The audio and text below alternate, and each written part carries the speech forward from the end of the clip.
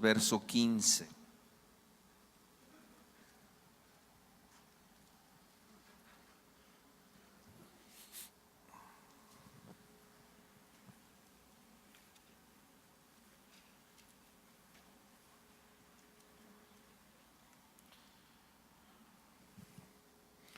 Ageo 2:15 dice así: ahora pues meditad en vuestro corazón desde este día en adelante, antes que pongan piedra sobre piedra en el templo de Jehová.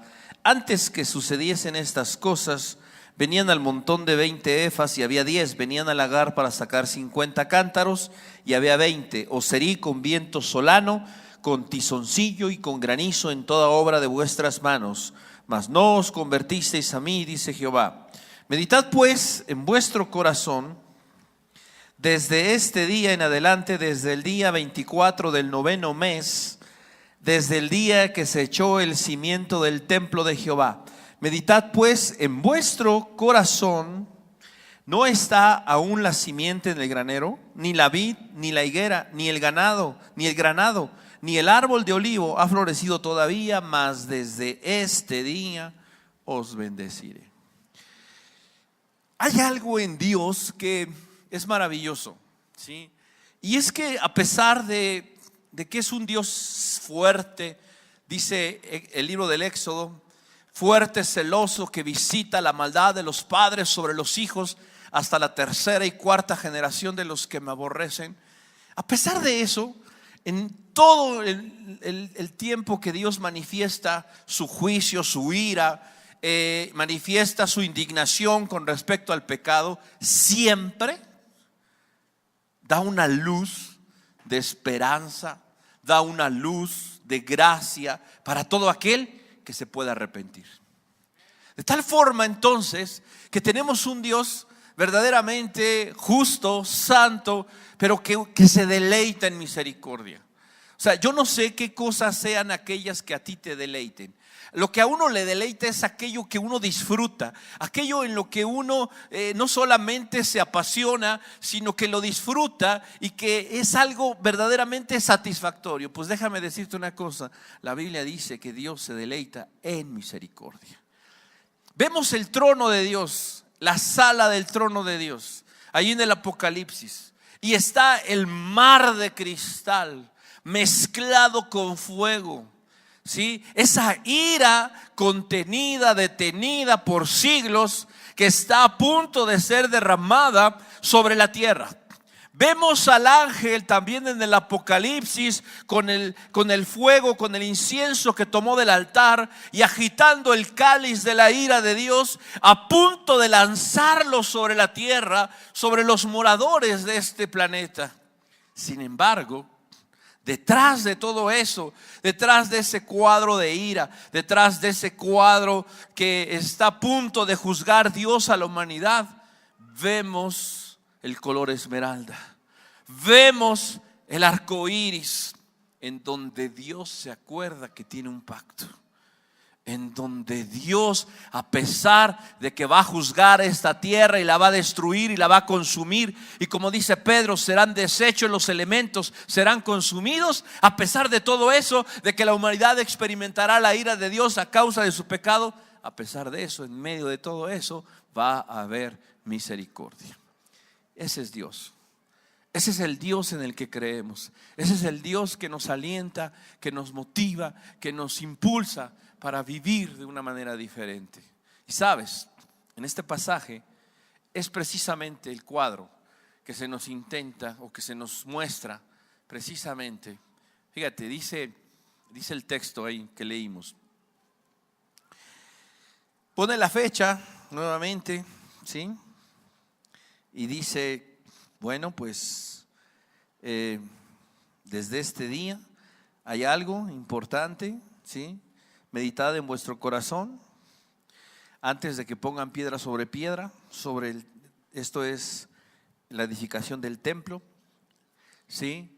Hay una cuestión aquí, y esta es que Dios lleva al pueblo a reflexionar, ¿sí? Lleva a reflexionar, lo lleva a reflexionar, a pensar en su realidad. Y a veces nosotros no somos tan somos, según nos creemos, algunos dicen que somos los animales racionales.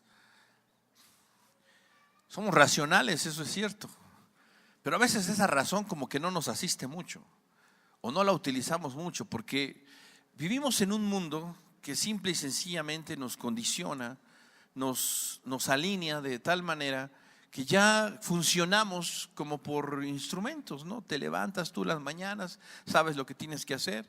Yo me levanto, sé que tengo que hacer cosas, voy, bajo, hago lo que tengo que hacer, le preparo el desayuno a mis hijas, ya bajan, están desayunando, subo, me cambio porque las llevo a la escuela y esa es una dinámica de todos los días, por lo menos todos los días que tienen clase. Y me pasó algo bien chistoso un día, porque de repente era un sábado, ¿sí? Yo desperté y vi el reloj y eran 10 para las 7. Dios mío, es tardísimo. Me levanto corriendo, me meto al cuarto de mi hija, le digo: Isabela, por favor levántate, que ya es muy tarde. Voy al cuarto de mi otra hija y me dice Valentina: papi, es sábado.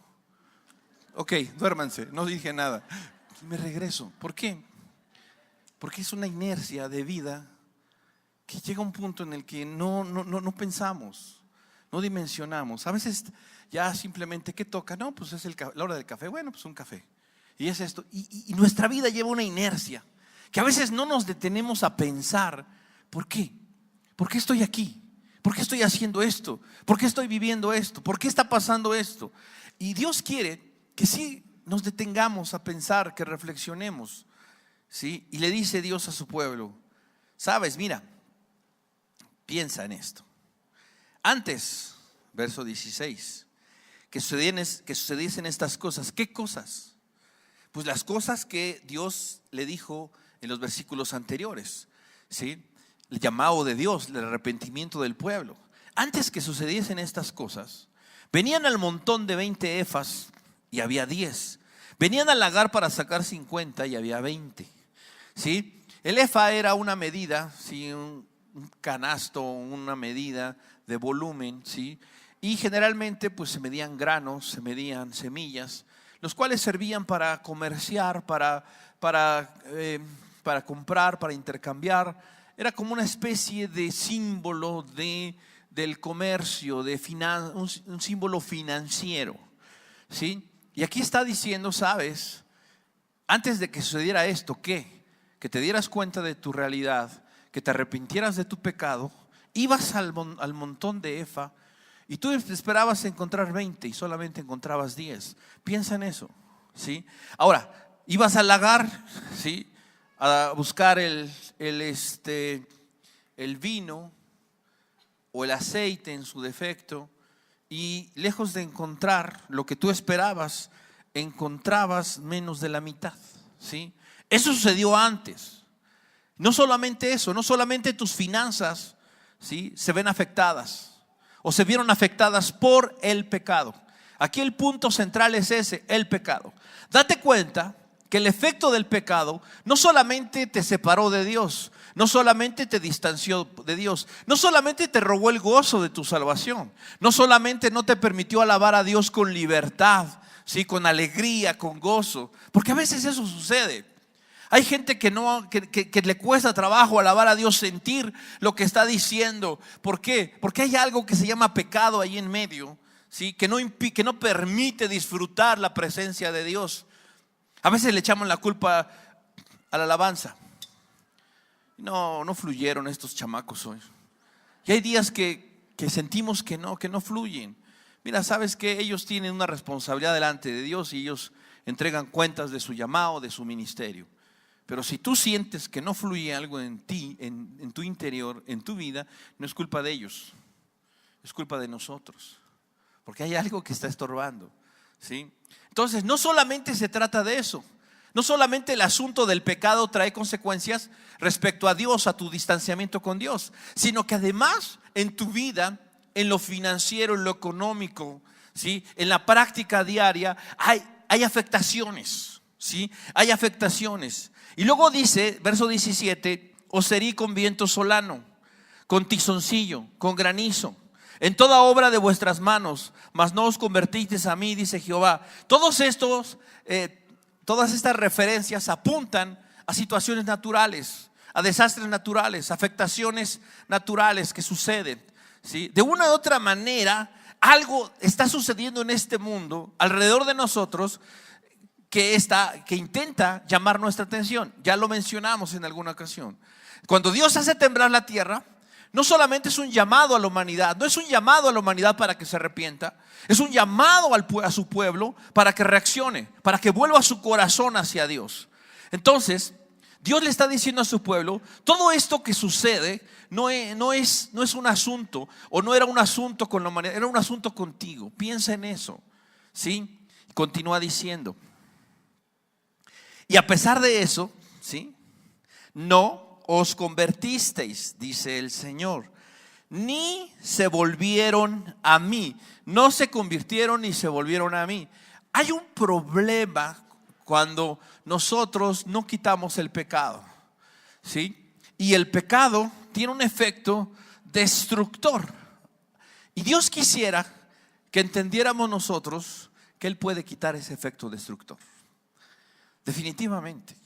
Cristo murió en una cruz para pagar nuestros pecados, por nuestro pecado, para que no seamos condenados ni lanzados al lago de fuego, al infierno eterno, sino para que podamos disfrutar de la presencia de Dios. Pero sabes, lo que Cristo compró en la cruz del Calvario, ¿sí?, no es para la eternidad, sino comienza desde el momento en que Jesucristo, ¿sí?, toma el control de tu vida y Él hace morar el Espíritu Santo en nosotros a partir de ese momento y hasta la eternidad. Y entonces, en ese lapso, Dios quiere que nosotros disfrutemos de su bendición, pero quiere que entendamos no que hay una condicionante, pero sí que hay circunstancias que le impiden a Él extender su mano para bendecirnos, ¿sí? El final del texto que leímos es: desde este día te bendeciré. Continúa diciendo el texto, verso 18: meditad pues en vuestro corazón desde este día en adelante, desde el día 24 del noveno mes, desde el día en que se echó el cimiento del templo de Jehová. Meditad pues en vuestro corazón, no está aún la simiente del granero, ni la vid en la higuera, ni el granado, ni el árbol de olivo ha florecido todavía, mas desde este día te bendeciré. Dios aquí da por sentado algo, y es que su pueblo se ha arrepentido.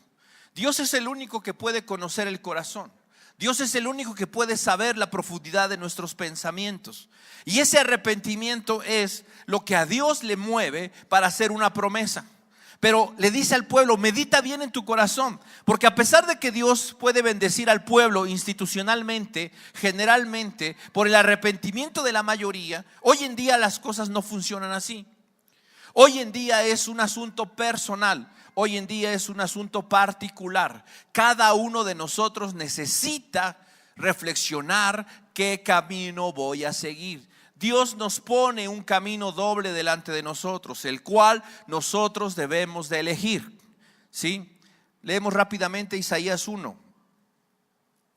Dios le reprocha a su pueblo que le presenta ofrendas, sacrificios que para él le son gravosas. ¿Por qué? Porque dice el texto: ustedes, sus manos están llenas de sangre, vuestras manos están llenas de obras de iniquidad, obras de maldad, ¿sí? Y entonces el verso 18, Dios hace un llamado y les dice, ¿sí? Venid luego, dice Jehová, y estemos a cuentas. Si vuestros pecados fueren como la grana, como la nieve serán emblanquecidos. Si fueren rojos como el carmesí, vendrán a ser cual blanca lana. Verso siguiente dice: si quisiereis y oyereis, comeréis el bien de la tierra. Fíjate, y luego dice el 20: si no quisiereis y fuereis rebeldes, seréis consumidos a espada, porque la boca de Jehová lo ha dicho. Hay dos opciones. Dios nos lleva a la reflexión. Dios nos dice en Ageo: medita en tu corazón. Estando en tu pecado, ibas a la EFA y no había lo suficiente. Ibas al lagar, no había lo suficiente. Salías a la calle y enfrentabas toda serie de circunstancias en tu contra. Todo esto es a razón de tu pecado. Entiéndelo, así de sencillo. Dios contra nosotros a causa de nuestro pecado. Ahora, tú puedes cambiar eso, ¿sí? El llamado cambió eso en tu vida. Y Dios le dice a Israel: por eso a partir de este día te voy a bendecir. El arrepentimiento del pueblo llevó a Dios a hacerle esa promesa. Dios aquí en Isaías le dice a su pueblo: vuestros sacrificios y lo que hacen por mí, para mí, está sucio, está inmundo, porque afuera viven de una manera indigna. ¿Sí? Lo que platicábamos la última vez. Lo santo no transmite santidad. Por venir aquí, por cantar, por levantar las manos, por echarle la charola, no soy santo. Lo que me hace santo es mi forma de vivir. Sin embargo, si yo digo que soy santo y salgo al mundo, ¿sí?, y me contamino y tengo contacto con lo inmundo, con lo perverso, con lo pecaminoso, sí me contamino. Eso fue lo que aprendimos la última vez. Ahora, aquí en Isaías es lo mismo. Dios le dice lo mismo. ¿Quieres tú ofrecerme algo que está sucio, inmundo? No lo quiero, me cansa, me fastidia, lo abomino, dice el Señor. Pero si tú vienes y razonas conmigo y pensamos juntos y reflexionamos en esto y te das cuenta, yo puedo limpiar tu vida. Yo puedo cambiar tu vida, cambiar tu realidad de lo rojo a lo blanco completamente. Y dice el verso 19: si quisiereis y oyereis, comeréis del bien de la tierra. Te voy a bendecir. Pero si no quisieres, ¿sí?, y fueres rebeldes, te aseguro una cosa: serás consumido a espada. Serás consumido a espada. No hay otra. Y Dios nos llama a eso, ¿sí? Nos llama al arrepentimiento, nos llama a la reflexión, nos llama para que nosotros elijamos el camino del bien, el camino de la bendición, ¿sí? Nosotros debemos de confiar y creer que Dios quiere bendecirnos, pero quiere que la base para esa bendición sea nuestro arrepentimiento, el dejar atrás nuestros pecados. Vamos a ver el ejemplo del pueblo de Israel en ese sentido y cómo su cambio de pensamiento le ayudó para que Dios pudiera hacer algo maravilloso en su vida. Vamos al libro de Josué, en el capítulo 1. Josué capítulo 1.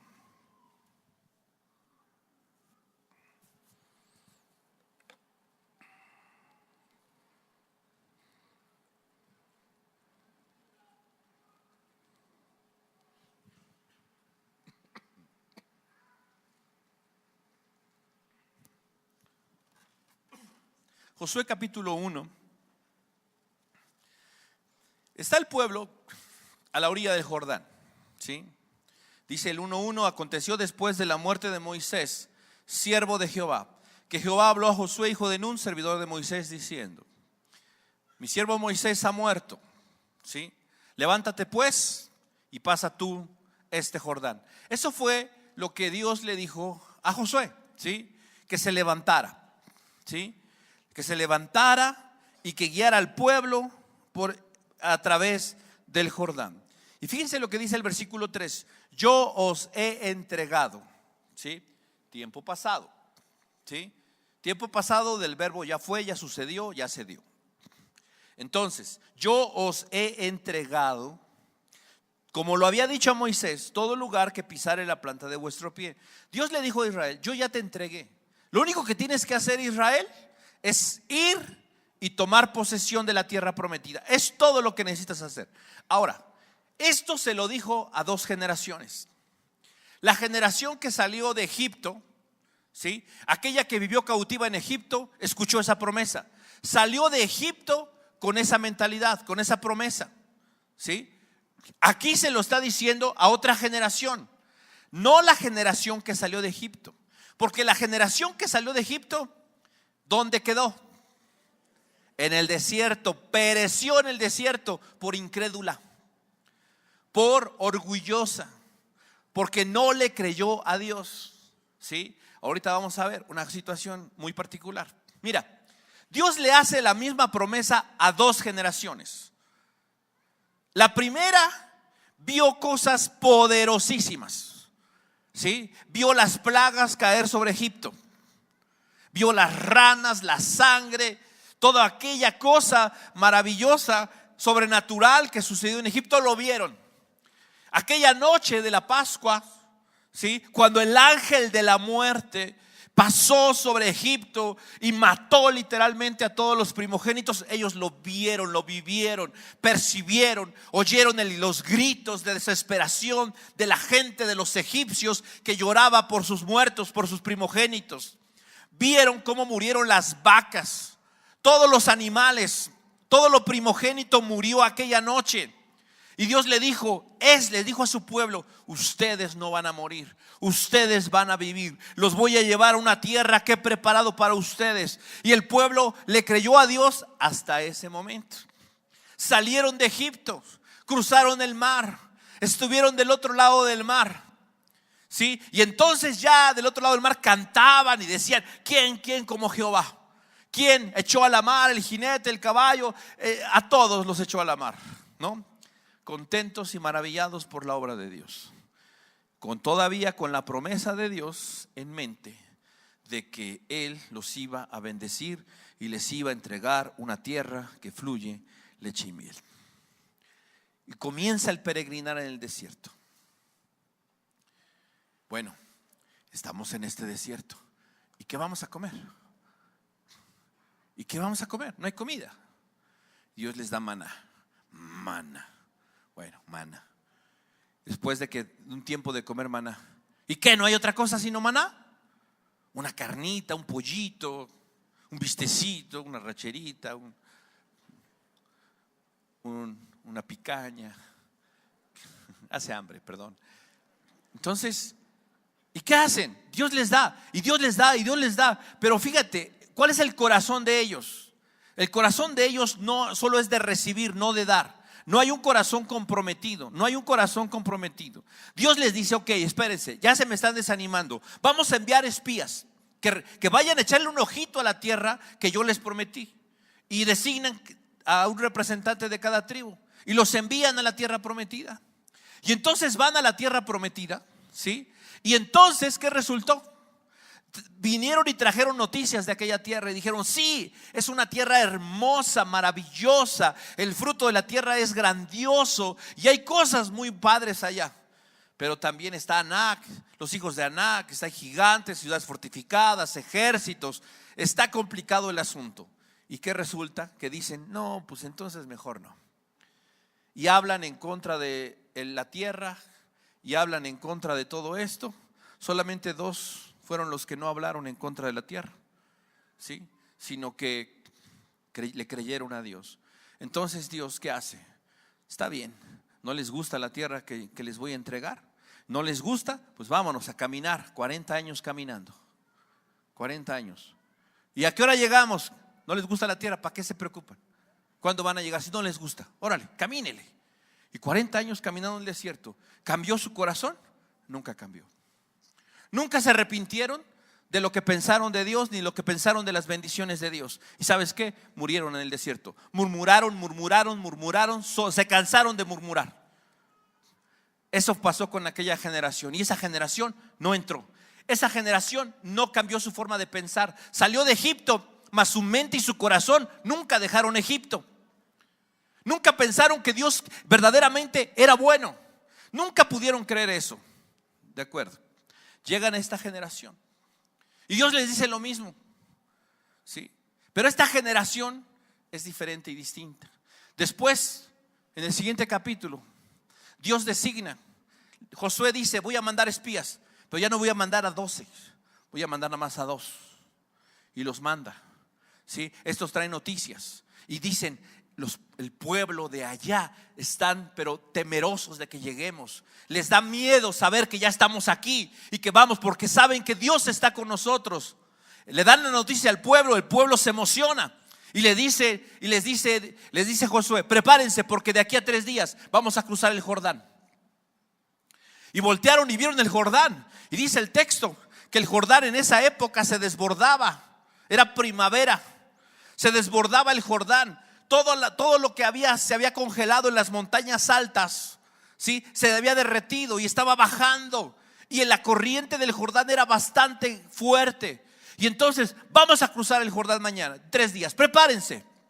Y el pueblo decía, ok, vamos a cruzar. Y volteaba y miraba el río. Y el puente, apá. Y los barcos. Podía pensar eso. Pero fíjate, les dijo Josué, 3 días, prepárense.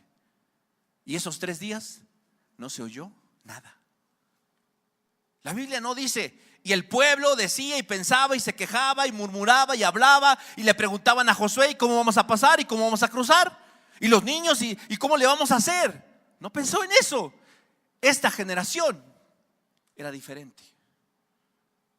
Esta generación, ¿sí?, había entendido y había aprendido a confiar en Dios y había entendido que era mejor la obediencia. Y esta generación estuvo ahí con temores, seguro que tenía temores, seguro que tenía incertidumbres, seguro que tenía inseguridades, pero sabes, esta generación confiaba en Dios. Y si Dios dice 3 días cruzamos, en 3 días cruzamos. Al tercer día estaban todos ahí parados. Y Josué va con Dios y le dice, bueno, ¿y cuál es el plan? Sencillo, el plan es sencillo. Dile a los sacerdotes que tomen el arca. Oye, pero los que llevan el arca son los coatitas, no los sacerdotes. Hoy es un día especial, la van a llevar los sacerdotes, los mediadores, ¿sí? El sacerdote era el mediador entre Dios y el hombre, ¿sí? Y vas a decirle a los sacerdotes que tomen el arca sobre sus hombros y que se acerquen a la orilla. Se acercan a la orilla, nada más, no se meten. Todo el pueblo a una distancia de aproximadamente 1 kilómetro, 900 metros. No se acerquen porque el arca es santa. Y entonces van a sonar las trompetas. Todos van a disponerse para cruzar, ¿sí? Y los sacerdotes van a comenzar a avanzar. En cuanto los pies de los sacerdotes toquen el agua se va a detener. Al día siguiente eso pasó. Los sacerdotes, todo el pueblo en pos de los sacerdotes, empezaron a caminar los sacerdotes. En el momento que las plantas de los sacerdotes pisaron el agua del Jordán, dice la Biblia que las aguas del Jordán se detuvieron a lo lejos, en un montón, cerca de la ciudad de Adán, ¿sí? Cerca de la dirección de Adán, hasta el mar Salado. Eso no es menor. Entonces se detuvieron las aguas. Todo el pueblo, mira, si no me crees lo que estoy diciendo, lo lees al rato en tu casa. Te estoy resumiendo como 3 capítulos. Entonces resulta, fíjate, este pueblo comienza a cruzar. Se secó. Pero fíjate, aquí el pueblo le creyó a Dios y Dios hizo lo que tenía que hacer, ¿sí? En el anterior evento que cruzaron la otra generación, cruzaron el mar. Pero ahí estaban todos a la orilla del mar y todos preguntaban, ¿y ahora qué hacemos? No querían cruzar porque estaba el mar. Dios abre el mar y cruzaron en seco. Ahí no se necesitaba mucha valentía. ¿Por qué? Venían el ejército de Faraón, hay un camino abierto, seco, limpio, libre. Pues hay que correr por ahí. ¿Por qué? Por tu vida. Está bien. Pero acá la corriente de agua pasaba. Había que dar un paso de fe, y un paso de fe, y un paso de fe. Y ese paso de fe lo dieron los sacerdotes. También los sacerdotes le creyeron a Dios. Esos mediadores, ¿sabes? Y aquí está una figura muy importante. Dijimos, los sacerdotes se detuvieron a la mitad. Y dice la Biblia que las aguas se detuvieron desde la ciudad de Adán hasta el mar Salado, es decir, el mar Muerto. Fíjate, el flujo del agua, de la corriente de agua, de la ciudad de Adán. ¿Quién es Adán? ¿Se acuerdan de Adán? El esposo de Eva, al que le debemos todos mucho. ¿Sí? Aquel que, ¿sí? Ese Adán. Dice la Biblia que por el pecado de uno, entonces todos pecaron. Y por la desobediencia de uno, todos desobedecimos. Por causa de eso, todos fuimos destituidos de la gloria de Dios. Así que bendito Adán. fue el que nos bendijo con esto asunto. Pero fíjate una cosa, Adán, sí, el pecado de Adán, la ciudad de Adán, que representa la obra de Adán, el río fluía en dirección, el río Jordán desembocaba en dos lugares, en el Mar Muerto y en el Mar de Galilea. Uno, el Mar Muerto estaba muerto, la concentración de sales era demasiada, no permite la vida, ¿sí? El Mar de Galilea, excelente para la vida, ¿sí? Pesca, completamente abundante para pescar. Dos caminos, un mismo origen, ¿sí? ¿Qué es lo que sucede? Los mediadores se colocan a la mitad del río y entonces el flujo de aguas que iba de la ciudad de Adán hacia el Mar Muerto se detiene. ¿Qué es lo que hace Cristo por nosotros? El mediador perfecto y único, ¿sí? Dice, por la desobediencia de uno, todos pecaron. Por el pecado de uno, todos. Pero por la obediencia de uno, todos viven. Entonces ahora, nuestro mediador, que es Cristo, ¿sí?, ha detenido la maldición que nos llevaba a la muerte. Por el pecado de Adán, la dirección era el Mar Muerto, la muerte. Cristo hace todo lo necesario para detener ese flujo sobre nuestra vida, para detener la maldición de la muerte, de la condenación. Detiene todo lo que el pecado había ocasionado en contra de nosotros. Eso es lo que Cristo hace. Y nosotros, gracias a la obra de Cristo, como gracias a los sacerdotes en ese momento, el pueblo pudo cruzar. Tú y yo, gracias a la obra de Cristo, podemos cruzar y entrar a la tierra prometida. Podemos entrar y poseer lo que Él ya nos entregó. Pero para eso necesitamos entender y comprender las instrucciones y el mensaje que Dios le da a Josué. Vamos a leer lo que dice.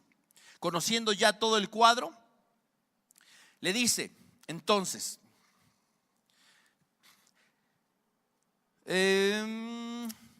verso 3: yo os he entregado, como lo había dicho a Moisés, todo lugar que pisare la planta de vuestro pie, desde el desierto y el Líbano hasta el gran río Éufrates, toda la tierra de los heteos, hasta el gran mar donde se pone el sol.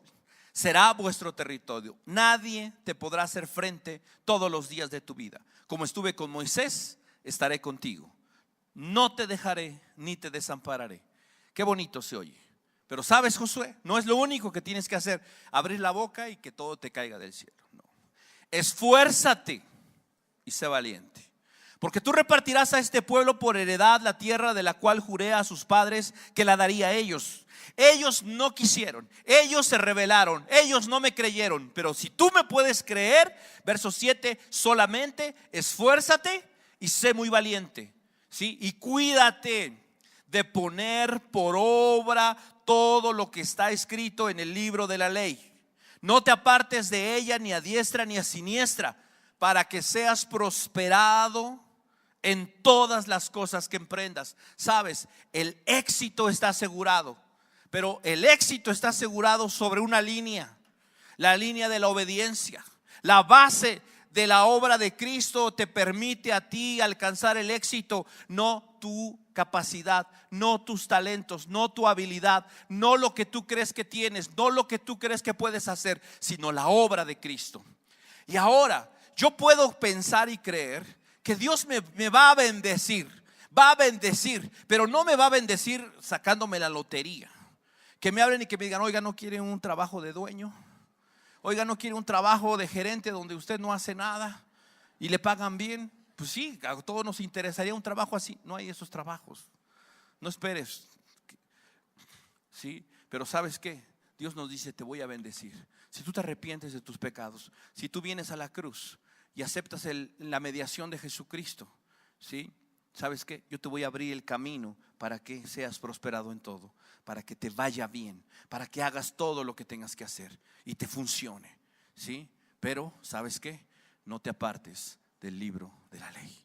No te apartes ni a diestra ni a siniestra. Verso 8: nunca se apartará de tu boca este libro de la ley, sino que de día y de noche meditarás en él, para que guardes y hagas conforme a todo lo que en él está escrito. Porque entonces ¿Qué dice? Harás prosperar tu camino y todo te saldrá bien. Y nuevamente, mira que te mando que te esfuerces y seas valiente. No temas ni desmayes, porque Jehová tu Dios está contigo, estará contigo todos los días, a donde quiera que tú vayas. Esa es la promesa de Dios. ¿Sabes? Dios verdaderamente quiere bendecirnos. En serio, o sea, Dios quiere que nos vaya bien. Pero entendamos una cosa. Hay dos situaciones en medio de todo esto. Nuestro pecado, que estorba, ¿sí? Y que Dios no puede obrar ni actuar a nuestro favor mientras exista ese pecado, ¿sí? Y dos, tenemos que esforzarnos. Tenemos que esforzarnos y echarle ganas, creerle a Dios, no dudar de Él. La generación que salió de Egipto disfrutó de cosas maravillosas. Las plagas, la columna de fuego, la nube, el maná, vio cosas impresionantes. El monte humeante aquel, ¿sí? Lo vio y vio la presencia de Dios descender sobre el monte. Y sabes que dijeron, no queremos nada con eso. De lejecitos. Esta generación que cruzó el Jordán dijo, pues no es fácil, pero queremos obedecer. Esta generación no abrió su boca, no murmuró, no juzgó, no criticó, no hizo una alianza para derrocar a Josué. Dijo, vamos a obedecer. Después se equivocaron, como nos puede pasar a cualquiera de nosotros, ¿sí? Pero en este momento esta generación que cruzó el Jordán era una generación diferente, una generación nueva, una generación que esperaba cosas maravillosas de Dios y que decidió creerle a Dios y obedecerlo. ¿Sabes? Dios nos hace la misma oferta. Te quiero bendecir. Te quiero bendecir. Cristo está ahí como mediador. Dice la Escritura que ya fuimos bendecidos con toda bendición espiritual en los lugares celestiales con Cristo Jesús. ¿Sabes qué es lo que está deteniendo la bendición que Dios ya nos entregó a través de Cristo?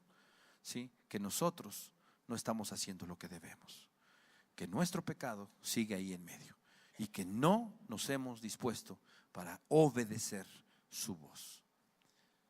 Por eso dice la Escritura, si escuchas hoy su voz, no endurezcas tu corazón. Escucha la voz de Dios diciéndote, piénsale de verdad. ¿Qué prefieres? ¿Seguir yendo a la Efa y encontrar la mitad? ¿Yendo al lagar? ¿Seguir sufriendo el tizoncillo, el granizo y todo eso? ¿O quieres entrar a la tierra donde te vas a enfrentar a los gigantes? Donde vas a enfrentarte, sí, a un ejército difícil. Sí, vas a tener que mojarte los piecitos. Sí, vas a tener que correr, vas a tener que trabajar. Pero mira, la bendición de Jehová va a venir sobre tu vida. Sí, puedes estar seguro que la bendición de Jehová va a venir sobre de ti. Mira, 2018, un año de elecciones, un año de cambios. Hay incertidumbre y va a haber incertidumbre y pronostican y te asustan y te dicen va a pasar esto para que no votes por este, por aquel y este otro, y se están descalificando. Va a ser un año complicado, pero eso no importa. No importa lo complicado que exista. Dios le dijo a su pueblo, mira, todavía no no florece, ¿sí? Nada, ni ves el fruto de la decisión que estás tú tomando hoy. Pero yo te digo una cosa, si tú decides hoy, ¿sí? Te optas por escuchar la voz de Dios y obedecer, yo te voy a bendecir, dice el Señor. No importa lo que veas, no importa lo que venga, no importa lo que amenace, ¿sí? Si puedes creer, yo te voy a bendecir. Si no, ¿sabes qué va a pasar? Pues lo siento, pero la espada de Jehová te va a consumir. El Dios de todo amor porque ese Dios amoroso, ese Dios que se deleita en misericordia, también es un Dios justo. También es un Dios que no tendrá por inocente al culpable. Así que por favor, pensemos en esto, reflexionemos en esto. Hay dos caminos. ¿Cuál queremos nosotros? Esa es una decisión personal. Vamos a inclinar nuestro rostro y vamos a orar. Señor, en esta tarde tu palabra nos muestra claramente, Dios, que tu deseo es bendecirnos, que tu deseo es favorecernos. Indudablemente, Dios, nosotros no podemos pensar de manera diferente. La generación que murió en el desierto murió y pereció porque no creyó que tú querías bendecirlo, creyó que tú querías matarlo. A veces el concepto de Dios cambia completamente nuestra forma de vivir. Y hoy nosotros, Dios, te decimos que creemos en ti, un Dios vivo, un Dios verdadero, un Dios santo, un Dios justo, pero también un Dios de misericordia, y que nos lleva a reflexionar y que nos lleva a meditar en nuestros corazones y nos da la oportunidad de arrepentirnos. Nunca es tarde, solamente después de muertos no va a ser posible. Sin embargo, hoy tenemos vida y hoy tu Espíritu, mi Dios, nos habla y nos invita al arrepentimiento. Nos llama a dejar nuestra vida pecaminosa de desobediencia, una vida controlada por nuestros deseos, por nuestras pasiones, y nos llama a una vida controlada por ti, guiada por tu palabra, guiada por tus promesas. Ese es el deseo de nuestro corazón en esta tarde, Dios. Ser como esa generación que cruzó el Jordán, una generación que no cuestionó, una generación que creyó, una generación que obedeció y que aceptó la mediación de un sacerdote. Hoy nosotros hemos aceptado la mediación de un sacerdote. Ese sacerdote es Jesucristo, el cual se entregó a sí mismo por el pecado de todos nosotros, el cual por la obediencia a su Padre se ofreció hasta la muerte, una muerte de cruz, y por lo cual, Dios, tú le exaltaste a lo sumo y le colocaste a la diestra del Padre. Y hoy nos ofrece no solo eterna salvación, sino nos ofrece una vida abundante, una vida victoriosa. Cantábamos hace un rato, su nombre es vencedor. Jesús dijo: yo he vencido al mundo. ¿Crees en Dios? Cree también en mí. Yo puedo con este mundo, yo puedo vencer, yo puedo transformar tu vida. No necesitas luchar contra el pecado. Para eso morí yo en la cruz. No necesitas tú lidiar con eso. Deja que Dios te ayude a lidiar con eso. Deja que Cristo te ayude a lidiar con eso. Entrégale lo que te duele, lo que te entristece. Entrégale lo que te lastima. Entrégale lo que tú sientes, tu sentir. Entrégale tu pecado. Renuncia a él. Ponlo a sus pies en esta tarde. No importa lo que haya sido antes, no importa qué tan desobediente, obediente haya sido hasta el día de hoy. Hoy Dios puede cambiar tu realidad. Dice Dios: si quisiereis y oyereis, comeréis del bien de la tierra. Ven, vamos a razonar juntos. Quiero decirte que si tus pecados fuesen rojos como el carmesí, como la grana, pueden ser emblanquecidos, pueden ser como blanca lana. Yo puedo hacer eso en tu vida. No tienes que esforzarte tú por lograr nada. Lo he logrado todo. He vencido, he triunfado, he expuesto públicamente a los principados y potestades en la cruz, para que tú hoy puedas vivir y puedas tener segura la victoria. Señor, tu palabra dice que en ti somos más que vencedores, y por ti venceremos, conquistaremos y tomaremos aquello que tú nos has prometido. No permitas que caigamos en conformismo o en apatía. Que podamos hacer nuestras las palabras que le habló tu Espíritu a Josué. Esfuérzate, sé valiente. Repite estas palabras día y noche. No te apartes de ellas, y de esa manera harás prosperar tu camino. Que podamos vivir en tu palabra, que podamos meditar en ella, ponerla en práctica, aplicarla en nuestro diario vivir, y de esa manera encontrar esa tierra prometida que tú ya nos has entregado. Lleva a cabo tu obra perfecta en cada uno de nuestros corazones, Señor. Perfecciónate en nosotros, forma en nosotros tu propósito y tu voluntad, Señor. Y gracias porque eres bueno y porque tu misericordia es para siempre. Te bendecimos y te agradecemos por todo esto.